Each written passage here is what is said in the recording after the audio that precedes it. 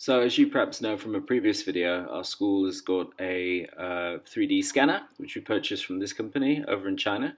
And we've been using it in both DT and art to try and figure out some uses for this and to teach kids new skills that they might be able to use in the near future.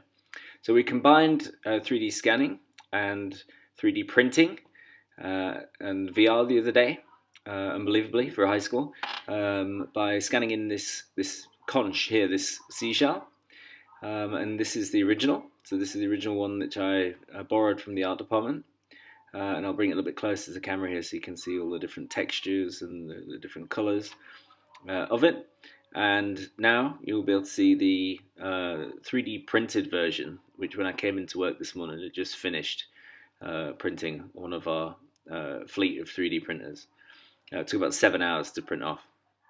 And these are the two together. So you can see they're exact same scale, shape, size. A lot of the textures are the same.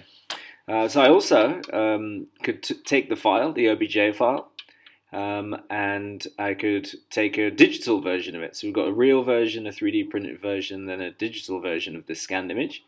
And what we're doing is we're building a virtual art gallery, and this is just something I scanned in to test whether that will be possible or not to actually put something in color into Unity. So now you can see the asset is in Unity.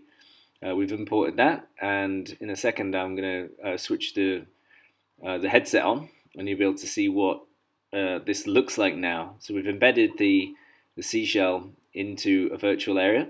I'm going to pick the headset up and move it around, and then you can see I can teleport a little bit closer to the actual seashell itself.